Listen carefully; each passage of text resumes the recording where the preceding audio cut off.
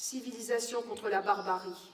Alors, mes amis, un sursaut est urgent pour sauver les chrétiens d'Orient et aussi les yézidis et aussi les minorités. Torturés, assassinés. Un sursaut est nécessaire pour maintenir et faire revenir ces communautés en Orient. Un sursaut est nécessaire pour éviter que des jeunes de chez nous, et quelle que soit leur confession, leur pensée, est-ce qu'ils en ont, ne sombrent dans l'islam radical, attirés par les parades et les propagandes de Daesh. Chers amis, je voudrais conclure ce propos en citant une phrase entendue par une religieuse au cirque d'hiver mardi soir, et à laquelle je pensais tout à l'heure et aussi hier soir devant la belle cathédrale de Sens, revêtue des lumières de Sens qui rappelaient tout le passé, toute cette culture sur laquelle notre pays s'est bâti. S'ils se taisent, les pierres crieront. Alors, mes amis, si leur voix devait se taire, la nôtre s'éteindra aussi, car notre humanité aura disparu. Alors, mes amis, parlons, crions, agissons. Merci.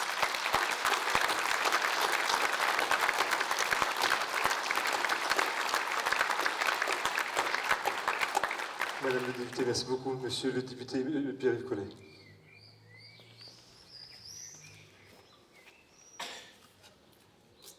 Merci, je serai bref, tant il est délicat de ne pas répéter des choses qu'on peut partager de manière extrêmement profonde.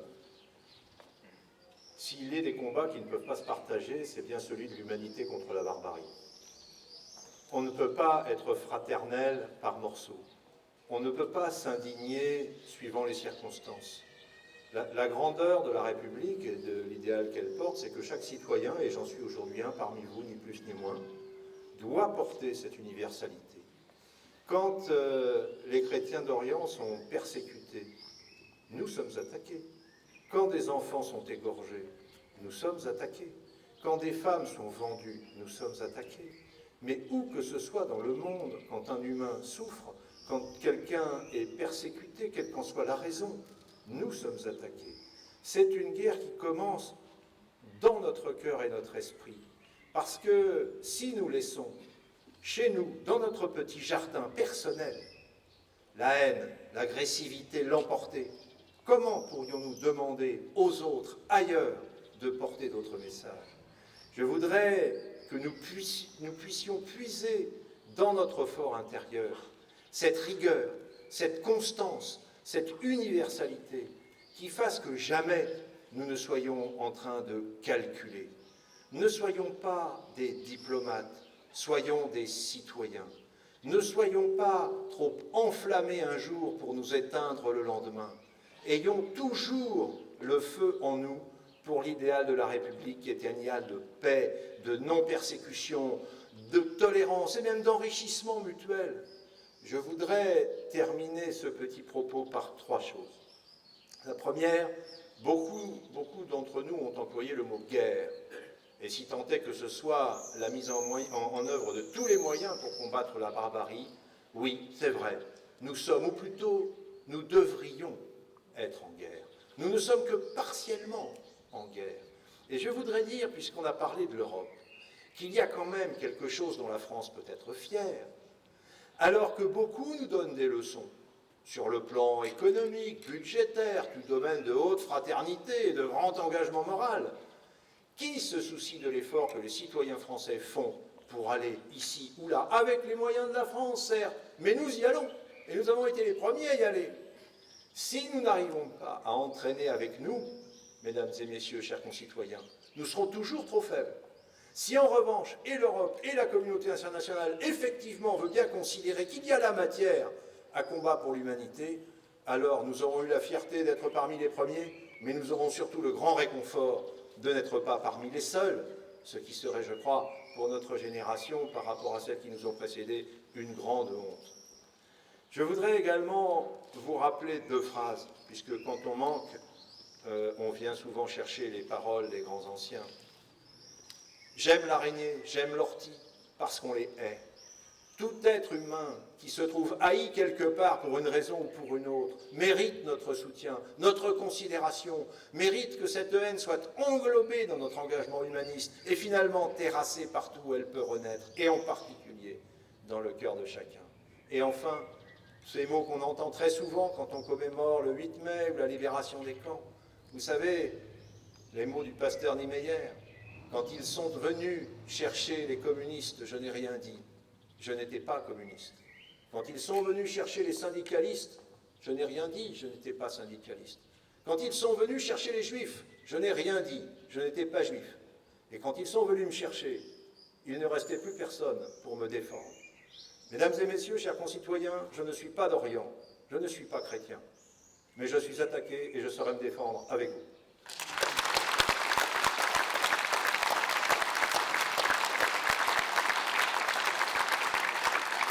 Mesdames, Messieurs les députés et sénateurs, Monsieur le maire, Monsieur le Président du Conseil général, merci beaucoup de vos départementales. Merci beaucoup de vos interventions. Un appel européen, on l'entend bien, et c'est bien là effectivement que nous serons puissants. Je souhaite maintenant effectivement que Monsieur Jean-Michel Cadiot, vice-président et fondateur de l'AEMO, qui œuvre depuis une quinzaine d'années pour les chrétiens d'Orient, en soutien, puisse nous présenter son travail. Voilà, je remercie le député Larrivé pour cette magnifique soirée. Nous sommes tout de même assez nombreux. C'est une sorte d'insurrection citoyenne. Nous sommes à quelques jours du premier anniversaire de l'instauration du califat qui s'est instauré en Irak et de l'État islamique. Alors plusieurs orateurs ont dit qu'il ne fallait pas parler d'État islamique. Je suis d'accord. Ça, malheureusement, ce n'est pas un groupe comme les autres. C'est un État, entre guillemets, mais il a un territoire qui est grand comme la Grande-Bretagne, comme le Royaume-Uni même, incluant l'Irlande. C'est un État qui a des frontières, qui a des soldats, souvent des mercenaires qui viennent de Tchétchénie, qui viennent d'ailleurs, qui a des richesses énormes. Il a pillé les banques de l'Irak et de la Syrie, et qui a une armée. Donc cet État a fait la guerre en exterminant déjà toutes les minorités. Nous sommes là pour dire notre solidarité avec les minorités chrétiennes, mais aussi les yézidis, les turkmènes et les musulmans chiites qui ont été. Et il faut effectivement faire la guerre, le mot est malheureux, mais nous sommes effectivement en guerre. Et cette guerre, de cet État donc, qui est riche, qui a une armée, nous n'en avons pas encore de recours à la guerre sans soldats. Je crois qu'il faut une insurrection, il faut une coalition. Il y a déjà ces frappes qui ne sont pas très efficaces, puisqu'on sait que Kodavé a été repris, qu'en Syrie c'est de pire en pire, et en Irak, mais il faut absolument que la France prenne la France qui est le pays protecteur des chrétiens d'Orient, et surtout le pays des droits de l'homme. Il faut que la France attire les pays européens, qui effectivement sont totalement inactifs, attire les pays européens dans une véritable action qui soit une coalition.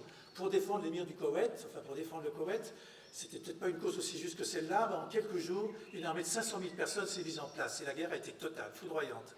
Et là, je crois que la cause est plus juste. Alors, peut-être pas une intervention terrestre tout de suite, mais quelque chose qui associe les pays occidentaux, notre pays, l'Europe, les États-Unis, les pays voisins, l'Iran, qui de fait, même si on n'aime pas, agit déjà en Irak, et la Russie, avec qui nous sommes en difficulté pour l'Ukraine, je vais peut-être oublier ça quelque temps, je ne sais pas quelle forme ça prendra, mais il faut absolument extirper ce régime horrible qui est un cauchemar et qui est sans précédent depuis le nazisme. Et comme il y a eu, et malheureusement, je crois, Monsieur le Sénateur, Monsieur le Président, vous parliez de résistance, finalement, il n'y a pas de possibilité de résistance en Irak.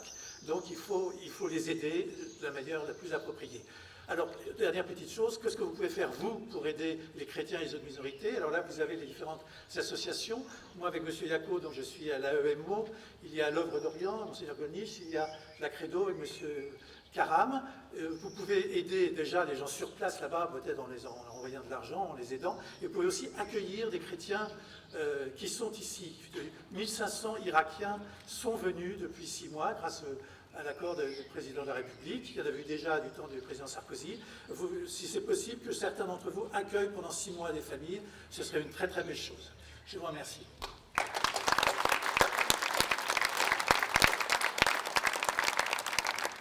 Mesdames et messieurs, cette soirée permet, je crois, de faire lever un peu d'espérance. Guy Ferrez, le maire d'Auxerre, veut répondre, je crois, à l'appel lancé par Patrick Caram. Je lui cède donc le micro. Nous aurons un petit témoignage ensuite de monsieur. Et enfin, Monseigneur Gollnisch conclura. À vous, monsieur le maire. Merci, Guillaume. Donc, je ne vais pas prononcer de nouveaux des mots, mais vous m'avez posé une question précise, monsieur le président, à savoir si j'accepterais de mettre sur le fronton de la ville, et ce serait la première ville, je crois, dans notre pays, cette banderole appelant au soutien et à la défense des chrétiens d'Orient. Monsieur le président, je vous dis oui.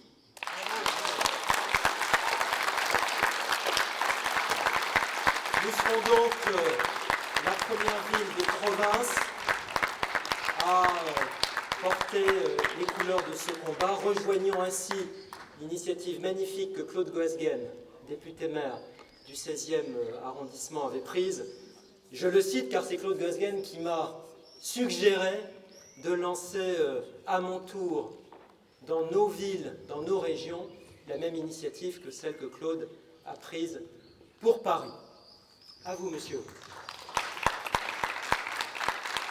Monsieur Jean Maher, le secrétaire général de la Credo, il va évoquer pour nous la situation des chrétiens en Égypte.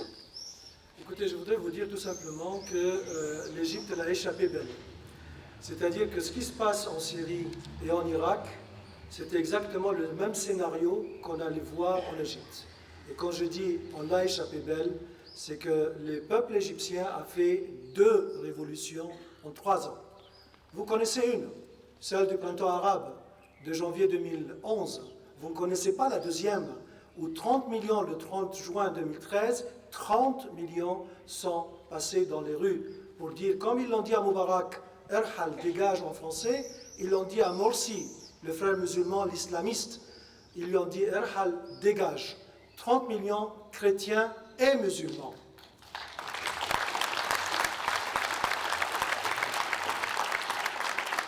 Je voudrais vous laisser un message d'espoir, parce que ce qu'on entend aujourd'hui avec Daesh et tout ce qui se passe est affreux. Tout ce qu'on a entendu aujourd'hui et ce qui se passe en France, au Koweït et en Tunisie, c'est affreux. Mais un message d'espoir de l'Égypte. Il y a un écrivain qui a dit que les Coptes, les chrétiens d'Égypte, 15 millions. 15 millions, et nous avons nos sources musulmanes. Et non pas 8, ni 4, ni 5. Il disait, les Coptes considèrent qu'El Sisi est un cadeau du ciel. Et l'écrivain disait, nous pensons aussi que c'est un cadeau pour la France. Et moi je rajouterais, c'est peut-être un cadeau pour le monde. Pourquoi?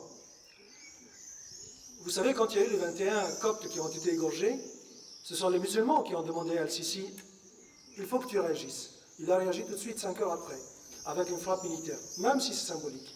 Mais les musulmans l'ont dit, avec les chrétiens bien sûr, mais Sisi a agi. Avec Patrick Karam, nous étions au mois d'octobre l'année dernière. C'était le gouvernement égyptien musulman qui avait préparé, dans le but touristique, le passage de la Sainte Famille en Égypte. Il fallait voir le ministre du Tourisme musulman qui prenait la Bible, Ancien Testament, Nouveau Testament, pour raconter comment Jésus, avec Marie et Joseph, sont allés de la Palestine en Égypte. Et tout l'itinéraire avec toutes les découvertes archéologiques, évidemment dans un but touristique. Patrick Karam disait, mais c'est surprenant, très surprenant ce qui se passe dans votre pays, mais vous n'avez pas de problème ici. Première chose. Deuxième, décembre l'année dernière, l'imam El Tayeb de la grande mosquée, hein, c'est la 10 siècles, hein, la grande mosquée d'Al-Azhar, qui nous a invités tous les deux, et nous avons assisté à la plus grande réunion internationale à laquelle il y avait 400 personnes, des religieux, musulmans et chrétiens d'Orient, et c'était vraiment avec la décision finale qu'il dénonce de façon sans ambiguïté tout ce qui se passe avec l'idéologie de violence. Patrick Karam était le seul Européen qui a pris la parole et qui était au podium, et le seul laïc qui a eu droit à la parole. Et nous avons fait tous les deux une proposition qui était incluse dans les décisions de cette conférence. Mais, et je terminerai là, El-Sisi est allé à la mosquée d'Al-Azhar. Il a réuni le grand imam avec tous les imams d'Al-Azhar et il leur a donné un message. Nous sommes responsables de l'idéologie de la violence qui se propage dans le monde parce que nous assurons l'enseignement de cette idéologie-là dans notre pays. Vous savez, les gens qui viennent de tous les pays se forment à Al-Azhar et repartent. Donc l'Azhar, infiltré par 30 ans de Moubarak, infiltré par les frères musulmans. Et il leur a dit, nous sommes responsables, il faut changer le discours religieux, il nous faut une révolution religieuse. Donc l'Égypte, c'est 90 millions, c'est l'espoir, c'est le pays où il y a la plus forte armée. Si vous voulez aider pour qu'on s'en sorte de cette violence, ayez votre regard sur l'Égypte. Regardez qu'est-ce qui se passe pour les chrétiens d'Égypte. Aidez l'Égypte dans sa guerre contre le terrorisme local, parce que c'est là qu'est la solution. Elle n'est pas ni à Washington, ni à Londres, ni à Paris. Elle est à Al-Azhar avec l'Église d'Égypte. Et je pense que c'est ça, c'est là notre espoir. Merci.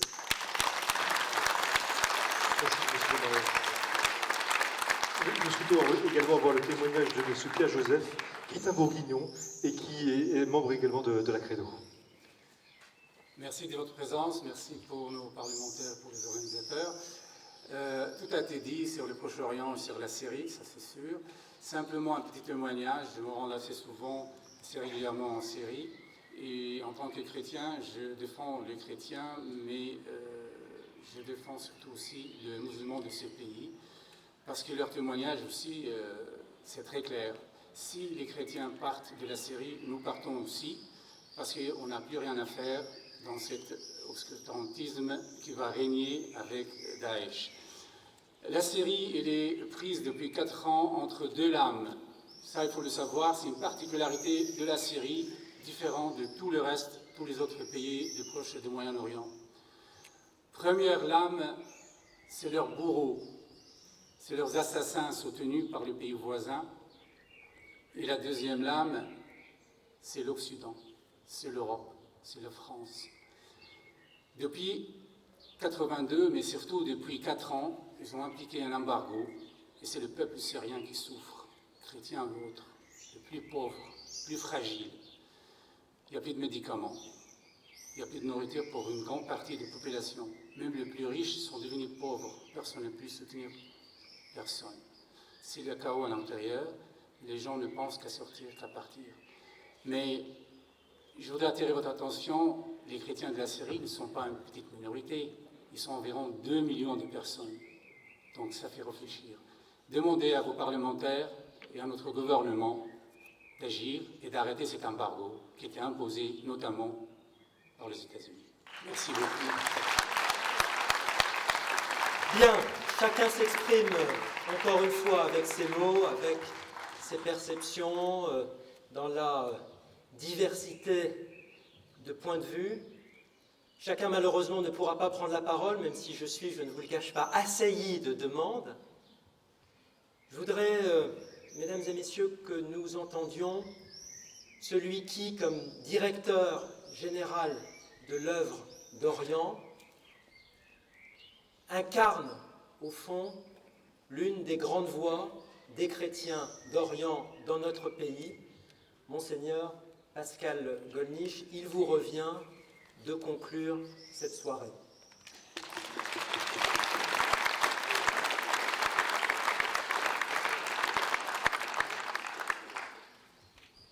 Merci, Monsieur le député, de me donner la parole. Merci, Monsieur le député, d'avoir organisé cette soirée. D'ailleurs, merci à tous les élus qui sont là, qui montrent l'engagement véritablement de toute notre société, de la République, dans le problème qui nous réunit ce soir. Je pourrais vous parler de l'œuvre d'Orient, mais ce n'est pas très intéressant. Et puis d'abord, on a un site internet pour ça. Et on a même un délégué dans le diocèse de l'œuvre d'Orient, c'est le Père Rousseau. Où est-ce qu'il est, le Père Rousseau? Lève la main, voilà. Alors si vous avez des questions sur l'œuvre d'Orient, il y a qu'à me demander. Voilà. Et puis, il y a beaucoup d'organisations à qui on aurait pu donner la parole. Il y a l'AMO, le Credo, et il y a aussi l'aide à l'Église en détresse, il y a l'Ordre de Malte, il y a le Secours catholique, et bien d'autres organisations qui essayent d'agir. Donc si on veut agir, je crois qu'il est facile de rejoindre tel ou tel. Permettez-moi simplement d'abord de donner une parole spirituelle. La dernière fois que je suis allé à Erbil, dans un camp de réfugiés, j'y suis allé à 8 reprises depuis le mois de juillet. J'entre dans un camp, je vois toute une file de gens qui se constituent spontanément. Alors je me dis, tiens, je suis presque aussi important qu'un homme politique. Voilà, des gens qui ont envie de me dire bonjour. Voilà. En fait, ils n'avaient pas du tout envie de me dire bonjour. Ils avaient envie d'embrasser la croix pectorale que je porte. Ça m'a remis à ma place, c'est toujours bon. Mais, vous voyez, ils se sont sentis vraiment unis à cette croix.